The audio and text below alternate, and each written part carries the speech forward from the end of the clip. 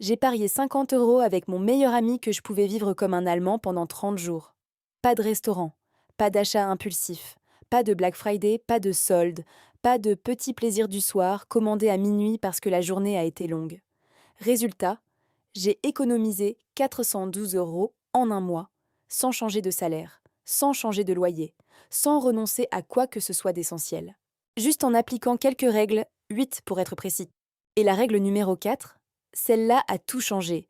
Elle m'a fait comprendre quelque chose que personne ne m'avait jamais expliqué sur l'argent. Quelque chose de tellement simple que ça paraît presque absurde une fois qu'on l'a compris. Je te la donne dans un instant. Mais avant ça, il faut que tu comprennes pourquoi j'ai fait ça. Je gagne 2 400 € par mois. Net. Un salaire correct pour la France. Pas extraordinaire, mais correct. De quoi vivre confortablement, en théorie. De quoi épargner, de quoi voir venir, de quoi dormir tranquille. Et pourtant, le 20 de chaque mois, j'étais à découvert, systématiquement.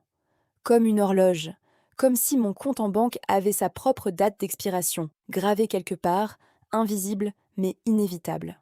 Je ne faisais rien de fou. Pas de voyage, pas d'achat énorme, pas de crédit à la consommation. Juste des petites choses. Un café à emporter le matin, parce que ça réveille. Une livraison à 23 heures parce que j'avais la dalle et que cuisiner me semblait soudain trop demandé après une journée de travail. Un vêtement repéré sur Instagram, acheté en 2 clics, jamais porté, encore dans son emballage 3 mois plus tard. Et chaque fois, je me disais la même phrase. C'est rien, c'est juste 8 euros. Sauf que ces 8 euros, répétés 30 fois par mois, ça fait 240 € qui disparaissent, sans laisser de traces, sans souvenir, sans valeur. De l'argent fantôme, de l'argent que j'ai gagné, mais que je ne pourrais même pas justifier si on me demandait où il est passé. Un jour, je suis tombée sur une statistique qui m'a mis une claque en pleine figure. Les ménages allemands épargnent en moyenne 11% de leurs revenus chaque mois. Les ménages français, environ 4%. Pas parce que les Allemands gagnent plus, pas parce qu'ils vivent moins bien, dans des appartements plus petits, avec moins de loisirs, moins de sorties, moins de vacances. Parce qu'ils pensent différemment. Leur rapport à l'argent repose sur des automatismes que nous n'avons jamais appris, jamais reçus, ni à l'école, ni à la maison. Une sorte de discipline silencieuse transmise comme une évidence, alors que pour nous, elle ressemble presque à une langue étrangère. Alors j'ai décidé de copier leur façon de gérer l'argent, pendant 30 jours, à la lettre, sans tricher, sans exception, même les jours où j'avais vraiment, vraiment envie de craquer. Voici les 8 règles que j'ai appliquées. Règle numéro 1, le cash pour les dépenses du quotidien. En Allemagne, beaucoup de gens paient encore en liquide pour les courses, les sorties, les petits plaisirs. Pas par nostalgie, par stratégie psychologique. Parce que voir l'argent partir physiquement, ça fait mal. Le cerveau enregistre une perte réelle, tangible. La carte bancaire, elle, anesthésie. Tu ne sens rien. Un geste, un bip, c'est fini. Aucune douleur, donc aucun frein, donc aucune limite naturelle. J'ai retiré 200 € en début de mois. Et j'ai payé tout le reste en liquide pendant 30 jours. Café, courses, sorties, tout. Absolument tout ce qui n'était pas un prélèvement automatique fixe. Résultat, la 3e semaine, j'avais encore 60 € dans mon enveloppe. Une première depuis je ne sais même pas combien d'années. Voir cette enveloppe se vider lentement, au lieu de voir un chiffre invisible sur une appli, a changé quelque chose dans ma tête. Règle numéro 2, un seul jour de course par semaine. Avant, je passais au supermarché presque tous les jours. Juste pour un truc. Et un truc devenait toujours 5 trucs, plus un paquet de chips, plus un truc en promo dont je n'avais aucun besoin, mais qui était trop bien placé en bout de rayon. Avec la méthode allemande, c'est simple, une seule sortie par semaine. Une liste écrite à l'avance, sur papier, pas sur le téléphone, parce que le téléphone est une porte ouverte vers les distractions. Rien d'autre dans le chariot que ce qui est sur la liste. Moins d'achats impulsifs, moins de produits qui finissent oubliés au fond du frigo, transformés en projets scientifiques. Moins de gaspillage alimentaire, moins de culpabilité le dimanche soir en jetant des légumes pourris à la poubelle. J'ai économisé environ 35 € par semaine juste avec ça, sans changer une seule fois ce que je mangeais réellement, sans privation, sans régime, rien.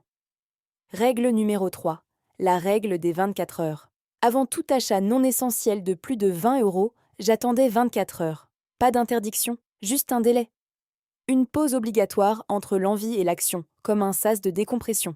Et la magie, c'est que dans environ 70% des cas, l'envie disparaissait toute seule. Complètement. Comme si elle n'avait jamais existé, comme un rêve qu'on oublie en se réveillant. Ce pull à 45 € que je devais absolument avoir un mardi soir.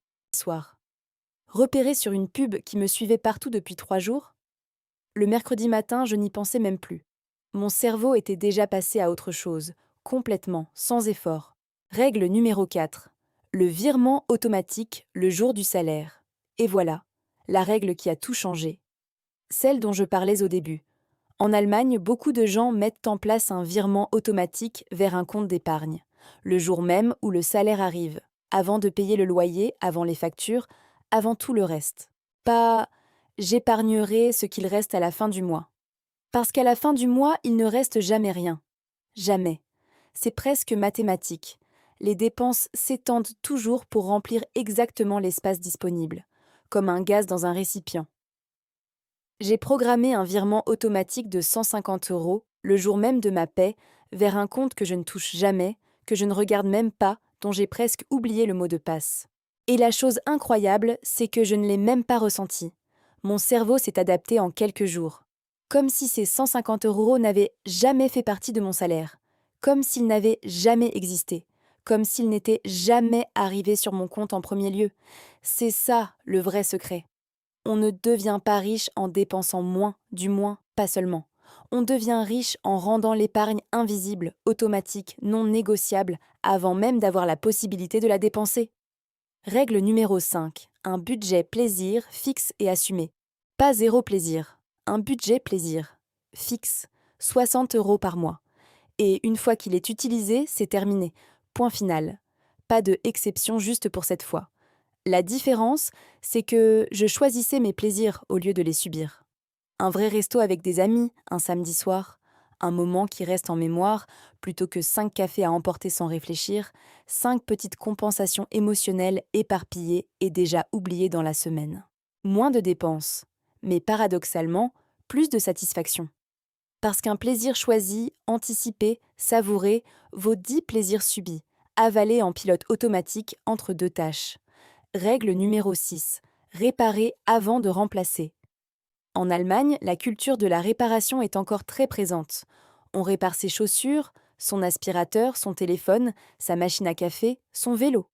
Le réflexe, ça coûte presque le même prix qu'un neuf, autant racheter, n'existe quasiment pas là-bas, alors qu'ici, il est devenu notre premier réflexe. J'ai fait réparer une paire de baskets pour 12 € chez un cordonnier, au lieu d'en racheter une paire neuve à 80 €. 15 minutes de marche, 12 € et elles sont reparties pour 2 ans.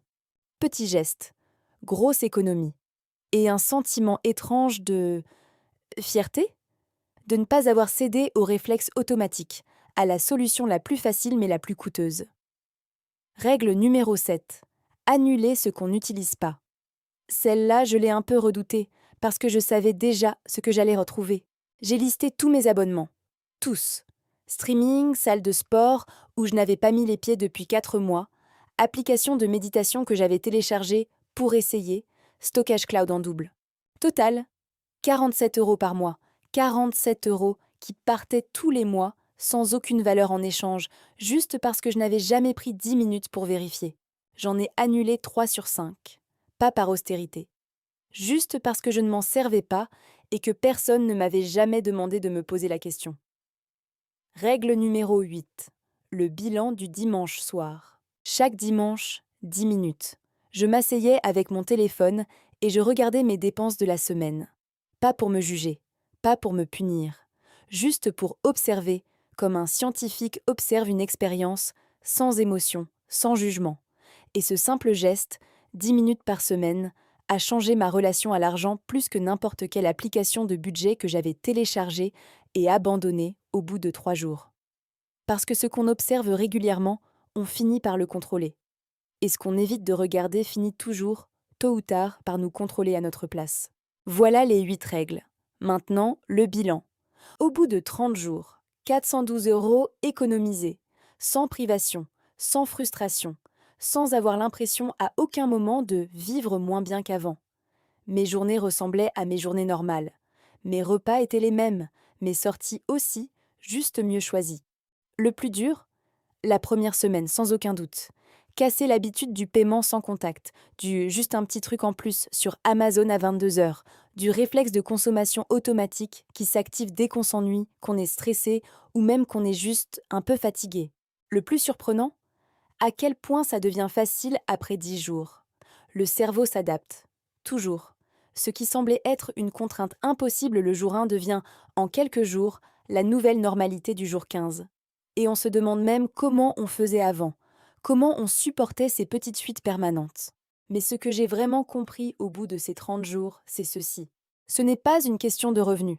Ce n'est pas une question de pays, ni de culture, ni de chance. C'est une question de système, de structure invisible posée une fois, qui travaille pour toi en permanence, sans effort de volonté quotidien, sans bataille intérieure à chaque moins de décisions impulsives, moins de dépenses invisibles, moins de comparaison avec ce que les autres montrent en ligne, ces vies parfaites qui coûtent souvent bien plus cher qu'elles ne rapportent vraiment, à ceux qui les vivent comme à ceux qui les regardent. Plus de structure, plus de contrôle, plus de richesse silencieuse, celle que personne ne voit sur Instagram, que tu ne peux montrer à personne, mais que toi seul ressens, chaque fois que tu regardes ton compte en banque sans avoir ce petit pincement au ventre. Le pari, je l'ai gagné.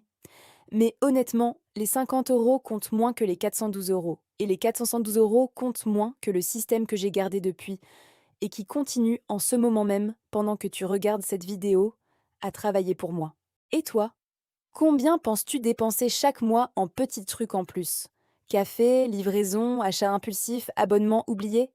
Fais le calcul, juste pour cette semaine. Sors ton téléphone, regarde tes relevés des 7 derniers jours, et dis-le-moi en commentaire. Je pense que tu vas être surpris du résultat, peut-être même un peu mal à l'aise. Et si cette vidéo t'a parlé, abonne-toi dès maintenant. La prochaine fois, on teste un autre pays, un autre système, une autre façon radicalement différente de penser l'argent et de se penser soi-même.